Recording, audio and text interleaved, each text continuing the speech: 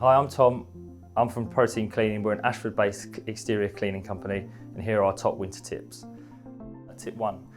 If you are going to clear your own gutters this year, be sure to install a downpipe globe into the downpipe of the top of the downpipe of your guttering. This will stop leaves making their way into the swan necks and inevitably causing a blockage and then your gutters to overflow. Our second tip would be that if you have got a water butt connection that halfway down your downpipe, be sure to clear the T section of where this tees into the water butt. Often you'll find that the leaves can get caught around this section and that causes a blockage in the downpipe, which eventually will back up and you'll have water coming over the top of the gutters. If you are looking to get your gutters clean this year, the best time to do it would be late November, early December. By this time, all the leaves will have fallen from the trees and you won't risk any potential blockages later in the winter.